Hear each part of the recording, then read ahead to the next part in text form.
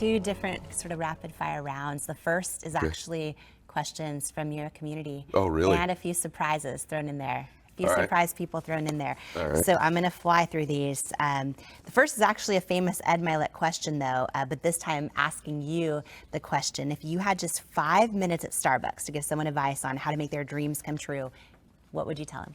Whew. I would say, let's take an inventory of what your 2 or 3 gifts are. What are they? And I don't know what they are. Well, then what would people that you love say about you? So your giftedness, you look with your kids, you ask someone about their kids, they're like, oh, he's fast, she's strong, she's smart, she's a good dancer, she's kind. So we need your gifts. If we're gonna do something great, we need to know what your gifts are, your talents. So it could be your nurturing skills, your intellect, your humor, your beauty, your writing ability, your listening skills, your touch, your feelings, your intensity. Let's get your skills. And once we have those skills, let's figure out how we're going to use them in the service of other people. And if we could do that, if we can find a way for you to serve other people by using what comes sort of easy to you, these talents of yours, we're going to find a way. And then the other part of it is get a mentor and get around some people, get associations around you who push you to have highest standards possible. You got a little recipe to change your life.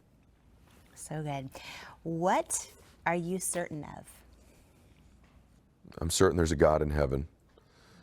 I'm certain that love is what makes the world better, and that you will do more for love than you will for anything else in your life. And if you focus on love of what people, love of your faith, love of what you do, love is the most powerful emotion there is, and it's the one that's never talked about. It's only talked about in the nature of relationships. And so I'm certain that there's a God in heaven, and I'm certain that love is the greatest driver in the world and always will be. What are you uncertain of? I'm uncertain of my own potential. I'm not certain exactly what it is. I'm not certain of what that's going to look like over the next 10 or 15 years. I'm less certain now than I have been at most stages of my life, just because I'm really evaluating what means the most to me and where I want to spend my time, which is a really good thing. But I'm uncertain of what that'll look like. I don't know whether it'll be as a public person. I don't know whether it'll be in business, if it'll be as a speaker, as a coach, as a behind-the-scenes person. I don't know yet. I'm at that stage in my life that once this stuff is sort of the stage that I'm in right now, I've got some time I'm going to get clear on the next 10 or 15 years. I need to do that again. I need to re-up my vision and my imagination. Because everything you do comes at the price of something you could have been doing with that time, right? Exactly. Yeah, You know so that. Big. All right, this comes from @Gloria Williams, which, by the way, I know who that is. This is Oprah's pedicurist. She also owns a couple businesses, Foot Nanny. She says, Ed, is it okay to work on 2 dreams at once? It is. Yes, the answer is yes, it is. But I will say this, it is absolutely okay to do that if they're both really dreams, right? But one thing we need to be careful of is that there's this fallacy that, let's talk about money. Let's just use money. So can I have 2 dreams? Absolutely. I'm working on more than 1 dream at one time. So yes, you can. Having said that, though, you have to be great at something. And there's this thing that's out there that millionaires have multiple streams of income. That's a fact that's not true. And you know this as well as I do. Most millionaires got wealthy by building 1 dream first. And then when they got there, they diversified. It's going to be really hard for you to compete. Let's say you want to be a baseball player, just for example. You're going to be a baseball player and a piano player, but I'm playing baseball all day long, 100% of the time, obsessed with it, getting better, growing, and you're also doing this other thing, I'm going to kick your tail every single time. So in business, if you're doing 5 businesses and I'm getting great at 1, you're going to have a hard time competing against me in that 1 because I'm obsessed, I'm all in, I'm after it, I'm crushing that 1 thing, and you're really spreading yourself very thin over here. So you got to be really, really careful of costing yourself greatness at 1 thing because you're spread out to 2 or 3 or 4 different things. Can you do 2 things? Yes, but be really careful about that. All right, @LuckyGirl71 says, Ed, how do I overcome overthinking and get out of my own head?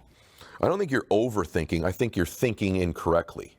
So I don't think you can overthink. I think you think you're overthinking, but what you're doing is you're in a thought loop that doesn't serve you. And so I have a whole chapter in the book about what are the thought inventories that you need to take. Thinking, so there's a whole chapter on this. Thinking, what is it? Thinking is the process of asking and answering questions to yourself.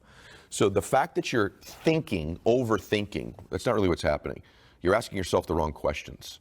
And because you're asking yourself the wrong questions, you're getting these thought-looped answers that loop you into other thoughts and questions that cause you not to take action. So you don't need to stop overthinking. You need to start asking yourself different questions, which will produce different answers, which is now called a new thought. And so in the book, I go through what some of those questions need to be that can change the pattern of the loop you're in of incorrect questions and incorrect thinking. And the book will help you with that. All right, Sarah K., what is resilience and how do you build it? Resilience is something that's already within you. Resilience is your ability to overcome circumstances. You already have it. You wouldn't be here without it. You wouldn't have got where you are in your life without it. But it is a muscle. Doing hard things is something that we get better and better at doing the more we do it. I have a chapter in the book called One More Inconvenience. And what that means in the book is that sometimes in our lives, we avoid inconvenient and difficult things. When you begin to chase inconvenience, when you begin to chase things that are difficult, when you look at your day even, most people avoid the inconvenient thing. When you become a person who does the inconvenient stuff, this is what you do really well. You do the inconvenient thing in your life, all of a sudden that monster gets minimized over time and people will call you resilient. But what you've really become is somebody who is just willing to do the inconvenient thing. Your whole career, most people would term you as a very resilient person because you overcame all those no's year after year, and some of them very painful no's in your life. But the truth is, as you were overcoming them, you would do one more inconvenient thing, take one more meeting, one more call, one more no. And those were all very painful and inconvenient. But the fact that you would always choose the inconvenient thing, Jamie, is why you're sitting here. So it looks like resilience, but what it really was the muscle of being willing to do the inconvenient thing that almost no one else thought you should do, especially after the previous inconvenient things didn't work out. Yeah. But the truth is, resilience is doing inconvenient stuff over and over and over and over again. Do you ever get nervous and hide from the attention? Yes, all the time. Yes, yes, yes. You already know the answer to that. Yeah, like I get room service when I'm out.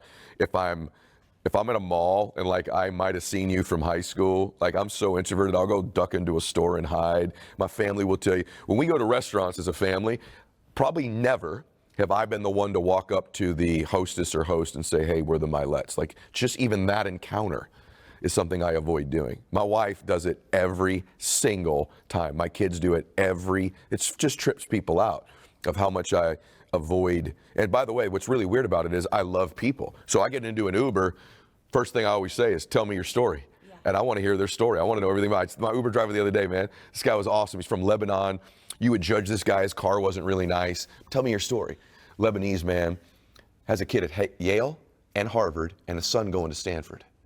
And he drives the Uber to help supplement on top of their college loans. And he comes from Lebanon. This whole car ride, I didn't want it to end. He's telling me about what it's like in Lebanon and that it was a diverse area where he lived. It was actually a gated community. I'm like, I didn't picture Lebanon looking that way. He goes, well, where I lived, it was at one time. And Jews lived here and Muslims here and Christians here. And we came to this country for a better life. Yale, Harvard, and Stanford. Are you flipping kidding me? This is a remarkable man. So I just love learning about people. I love it. I've seen that. I've been in an Uber with you. Yeah, you know, I've seen you ask the guy this I'm story. super introverted, but I want to know people too. Yeah, yeah. All right, final thing. By the way, this is so great. It's been a great interview. My favorite of all time.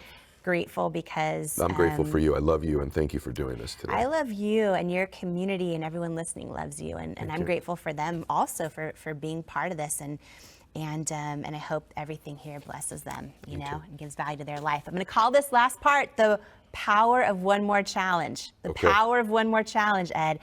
Okay, here we go. This is rapid fire. One more piece of advice you give to everyone listening. That you're closer to your dream than you think. And that you were born to do something great. You're one decision away. You're one meeting away. You're one podcast away. You're one book away.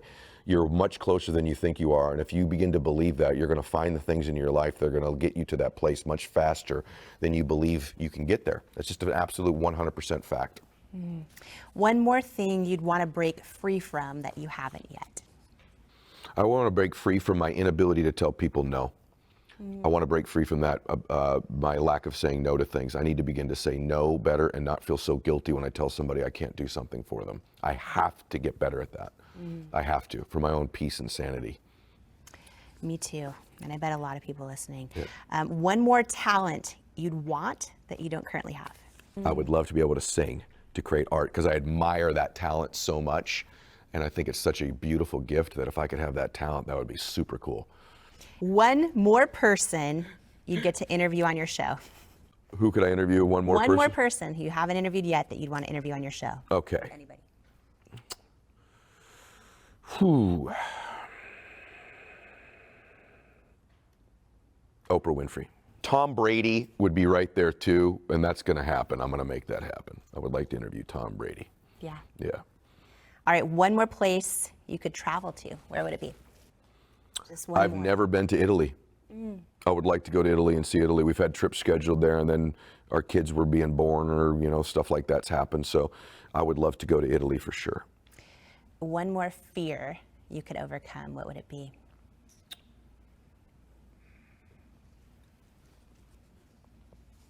You want to know something crazy? Being broke. I'm still afraid of it. I'm still afraid of being broke. The first thing that I thought of. I've got a lot of fears, but one of them, no matter how much wealth I've acquired or accumulated, I still have this little program running in there that I don't want to be broke. Isn't that crazy?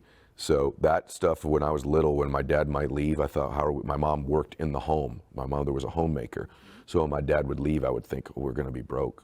And then when my water got turned off and all that happened, I went, oh my God, I'm going to be broke the rest of my life. So I would love to lose that fear. Okay, if you have one more day on this earth, God forbid you're going to have many more years on this earth, like one more day on this earth, how would you spend it? I'd spend it with my family. I would spend it 100% with what my dad did. My dad's one more day was with his family. He had his wife and his children with him on his one more day. We were the ones surrounding him. It was the perfect one last day of a man's life. And so that would be mine, for sure. I would be with them. One more meal, what would it be? My mom's spaghetti. Eddie Spaghetti would have spaghetti.